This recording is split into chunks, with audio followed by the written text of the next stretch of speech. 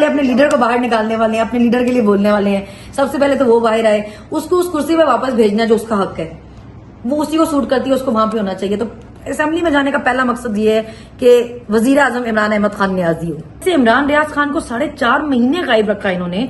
हम दुआएं करते थे या अल्लाह मियां वो जिंदा हो बस।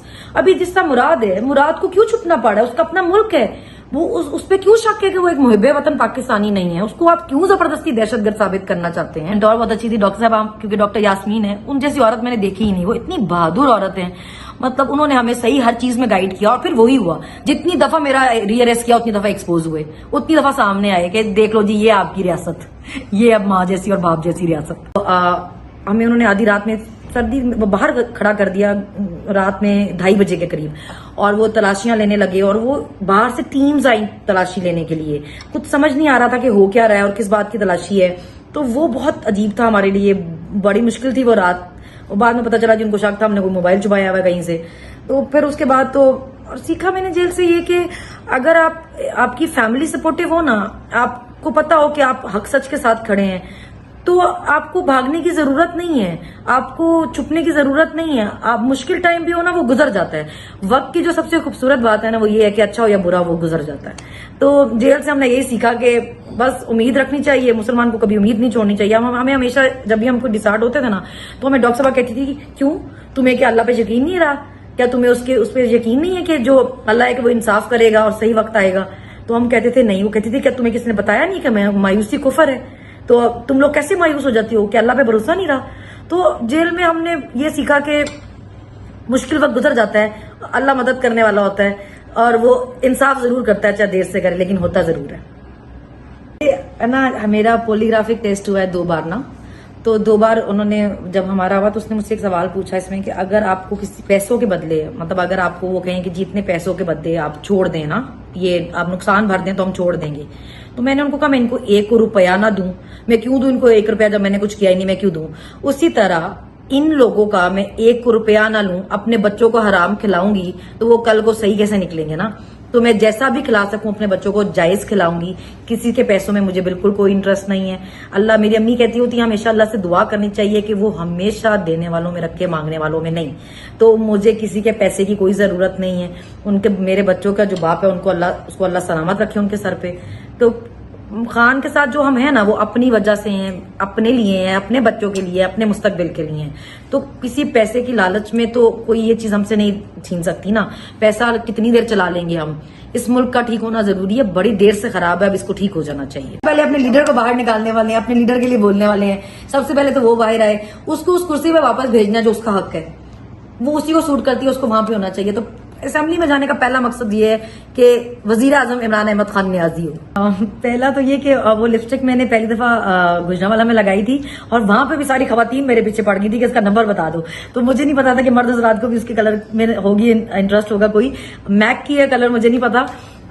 मैं KPK नहीं गई थी, मैं अटक गई थी। ईमान ताहिर साहबा ने अटक अपने घर बुलाया था, उन्होंने अपने हल्के के लोगों से मिलवाना था, तो मैं वहां गई थी। और दूसरा, आपने मेरे से पूछा कि हम क्या करने वाले हैं।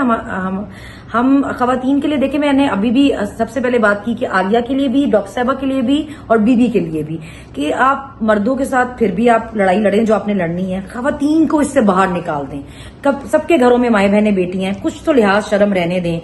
और आलिया के हस्बैंड आपको पता है कैंसर सर्वाइवर है, अगर किसी को नहीं पता तो मैं बता दूं। इसके बावजूद वो इतनी शदीद गर्मी में, सर्दी में, हर मौसम में अपनी बीवी के पीछे जगह जगह खवार होते रहे हैं। अपने लोगों के खानदानों को भी बहुत परेशान कर दिया है। इवन डॉक्टर साहिबा की एज का लिहाज कर लें, डॉक्टर साहिबा पे आपने कुछ 50 पर्चा किया दहशतगर्दी का, उनकी उम्र का लिहाज कर लें। और जो बाकी लोग भी हैं, इवन जो मफरूर भी हैं, सब छुपे भी हुए हैं, मुझे तो उनके लिए भी है कि ये कैसा मुल्क है जब अपने मुल्क में आजादी से नहीं रह सकते। और क्यों नहीं रह सकते? इसलिए क्योंकि किसी पार्टी के सपोर्टर हैं तो आपको आजाद रहने का भी हक नहीं है, आपको चुपना पड़ेगा उसके लिए भी। इतने, मतलब मैंने तो एक दिन ही देखा है कि मेरे अब्बू को वो कहीं जो लेकर गए हैं, तो मेरे लिए इतनी मुश्किल थी वो रात कि मतलब पता नहीं कहाँ ले गए हैं। तो जिनके प्यारे उनसे इतनी देर दूर रहे हैं, जैसे इमरान रियाज खान को 4.5 महीने गायब रखा इन्होंने। हम दुआएं करते थे या अल्लाह मियां वो जिंदा हो बस। अभी जिसका मुराद है, मुराद को क्यों छुपना पड़ा है? उसका अपना मुल्क है, वो उस पे क्यों शक है कि वो एक मुहिब्बे वतन पाकिस्तानी नहीं है? उसको आप क्यों जबरदस्ती दहशतगर्द साबित करना चाहते हैं?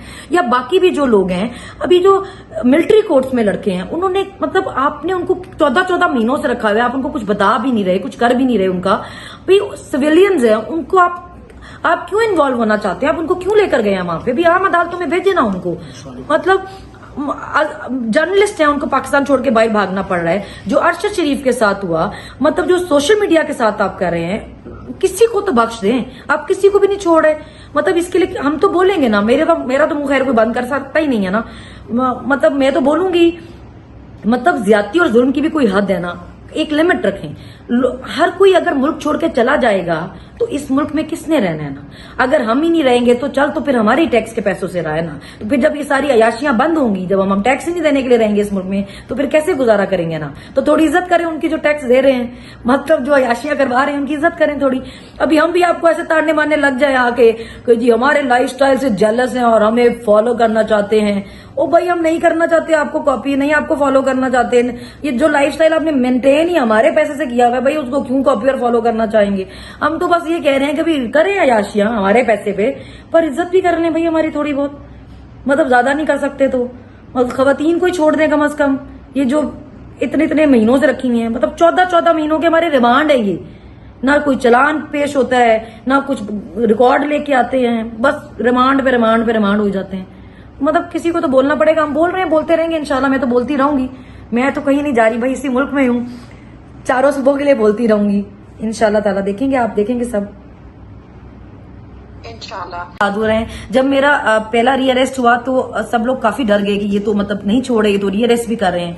तो उन्होंने मुझे बुलाया, उन्होंने मुझे कहा सनम मेरी इतनी एज नहीं है, अगर मैं ये कर सकती होती, क्योंकि हमें पता था जब वो रीअरेस्ट करते थे तो वो थाने लेके जाते थे, फिर वहां फर्शों पे सोना और ये सब। तो उन्होंने कहा लेकिन अगर हम चुप के यहाँ जेलों में बैठ गए ना, हमने अपनी जमानतें रोक ली, तो ये यही चाहते हैं, ये चाहते हैं कि हम अब डर के चुप के जेल में बैठ जाएं, हम बाहर ना निकले, हम बात ना करें। तुम अगर कर सकती हो तो तुमने ये नहीं होने देना। तो मैंने कहा डॉक्टर साहब आप बताएं कि क्या करना है? उन्होंने कहा तुम अपनी जमानत मत रुकवाना, तुम ये मत कहना कि मतलब मैं चल के नहीं देती हूँ या मैं वकील नहीं मेरा पेश होता, जमानतें करवाना अगर जमानतें हो रही हो तो। फिर मैंने उसके बाद अपने अब्बू को कहा अब्बू आपने नहीं घबराना, आप जमानत करवाएं, दोबारा गिरफ्तारी होगी ना कोई बात नहीं, हम देखेंगे जितनी दफा गिरफ्तारी होगी ना। डॉक्टर साहब मैंने कहा जितनी दफा तुम्हें गिरफ्तार करेंगे ना, उतनी बार एक्सपोज होंगे, उतनी बार लोगों के सामने आएगा कि किस तरह पीटीआई को तोड़ने के लिए, उसके लीडर को तोड़ने के लिए इन्होंने औरतों को टारगेट किया, किस तरह उनको जेलों में रखने के लिए इन्होंने फेक केसेस बनाए, इतने लेम एलिगेशन लगाए हम पे। अब सोचिए हम पे चोरी, डकैतियां, दहशतगर्दी और मतनी कत्ल सब कुछ है। मतलब मैंने तो कमर मशानी से असला भी चोरी किया खैर से, मतलब इनके मुताबिक। कमर शानी मियां वाली का भी कोई बॉर्डर के साथ लगता एरिया है जहां पे सराइकी बोली जाती है, मगर वो सराइकी बोलने वाले मेरे उर्दू का कोई इंटरव्यू देके इंस्टिगेट हो गए और थाने जाकर उन्होंने असला चोरी कर लिया और वो मैं भी असला लेके भाग गई। पता नहीं मतलब ऐसे ऐसे तो एलिगेशन है हम पे। तो आप सोचा एक दफा हम थाने में बैठे हुए थे तो उन्होंने आके पूछा कि हम 4 औरतें थी, तो उन्होंने पूछा आप भी पीटीआई, आप भी पीटीआई, आप भी पीटीआई, और एक और खातून हमारे साथ बैठी थी, उनको कहने लगे आप भी पीटीआई। तो वो आगे से ऐसे दोनों हाथ खड़े करके कहती नहीं नहीं नहीं नहीं मैं पीटीआई नहीं, मैं तो 302 में आई हूँ। तो हम इतना हंसे, हमने कहा कि मतलब पीटीआई में होना इतना ही बड़ा कोई गुनाह है कि वो 302 छोटा समझ रही है। मतलब वो जो कत्ल करके आई है उसको लग रहा है कि मेरा ये छोटा गुनाह है, मैं बच सकती हूँ, इन्होंने नहीं बचना। तो मतलब हमने तो ऐसा टाइम देखा, हम इतने ढीठ हम फिर भी नहीं डरे। तो हम मतलब क्योंकि वही फिर कहूँ हमारी मेंटोर बहुत अच्छी थी डॉक्टर साहब, क्योंकि डॉक्टर यास्मीन है, उन जैसी औरत मैंने देखी ही नहीं, वो इतनी बहादुर औरत है। मतलब उन्होंने हमें सही हर चीज में गाइड किया और फिर वही हुआ, जितनी दफा मेरा रीअरेस्ट किया उतनी दफा एक्सपोज हुए, उतनी दफा सामने आए कि देख लो जी ये आपकी रियासत, ये अब माँ जैसी और बाप जैसी रियासत। लोगों को ये स्टोरी पता भी नहीं है, मतलब ये फिर से तैयार बैठे थे मुझको अरेस्ट करने के लिए। अली अमीन साहब ने ये नहीं देखा कि मेरे सूबे की हैं या नहीं है, मेरा बनता है या नहीं बनता, उन्होंने रेस्क्यू किया, उन्होंने मुझे मेरी फैमिली को सिक्योर किया, उन्होंने हमें केपी हाउस में रखा कि आप यहाँ पे रहें, आप अपने बच्चों के साथ रहें, आपके बच्चों को आपकी जरूरत है, आप अपनी फैमिली के साथ रहें। मतलब अभी लोगों को बहुत है कि मैं केपी हाउस में रह रही हूँ, लेकिन यहाँ पे मैं रह रही हूँ क्योंकि उन्होंने मुझे यहाँ पे मेरी सेफ्टी के लिए रखा हुआ है, कि ताकि उनको पता है बाहर क्या हालात चल रहे हैं ना। तो मतलब केपी वालों ने, आप सोचें ये रात 2:30 बजे तक जब मैं यहाँ पे थी और मुझे सुबह कोर्ट जाना था, तो ज्यादा चांसेस यही थे कि मुझे फिर से बाहर उठाएंगे ये ना। तो आप, मैं खैर अब नाम तो नहीं लेती, लेकिन MNA اور MPA بھی یہاں بیٹھے یہ پلاننگ کر رہے تھے کہ اگر یہ دوبارہ اس طرح انہوں نے کوئی کوشش کی ابڈکٹ کرنے کی یا غائب کرنے کی تو ہم نے کس طرح اس کو ریسکیو کرنا ہے, ہم نے کس طرح اس کو وہاں سے نکالنا ہے اور ہم نے کس طرح KP ہاؤس پہنچانا ہے. میرے لیے بہت عزت کی بات ہے کہ علی امین صاحب نے مجھے یہاں پہ اپنے صوبے کی مہمان بنا کے رکھا ہوا ہے. یہاں پہ انہوں نے مجھے کہا کہ آپ میری بیٹی ہیں, آپ میری بہن ہیں, آپ اس کو اپنا گھر سمجھے, جب تک آپ مکمل محفوظ نہیں آپ یہاں پہ رہیں. انہوں نے مجھے اتنا سپورٹ کیا, میرے بچے اتنے خوش ہیں. میرا محمد تھوڑی دیر بعد آ کے مجھے حق کرتا ہے, دیکھتا ہے میں کہاں بیٹھی ہوئی ہوں, پھر دیکھتا ہے کسی سے مل رہی ہوں تو پھر ان سے مل کے چلا جاتا ہے واپس مجھے دیکھ کے نا. اس سب میں اس سارے ٹائم میں جو حالانکہ علی امین صاحب پہ بہت پریشر ہے, دیکھیں سارے صوبے ان کے اگینسٹ ہیں, وفاق ان کے اگینسٹ ہے, ان کو بہت چیزیں دیکھنی ہوتی ہیں. اس کے باوجود انہوں نے جس طرح یہ خیال رکھا, انہوں نے یہ اپنا فرض سمجھا کہ کسی کی اگر بیٹی ہے یا ماں ہے تو ہمارا فرض ہے کہ ہم اس کی حفاظت کریں. اور انہوں نے مجھے یہاں پہ رکھا, انہوں نے وہ لے کے آئے, میری فیملی سے انہوں نے خود بات کی. میرے امی ابو بھی یہاں پہ تھے, شروع میں تو تھے, وہ پھر ایک دن رہے. تو میں ان کی اتنی شکر گزار ہوں کہ میں آپ کو بتا نہیں سکتی. ان کی وجہ سے میرے بچے میرے ساتھ ہیں آج, تو میں تو یہ ان کی فیور بھول ہی نہیں سکتی کبھی.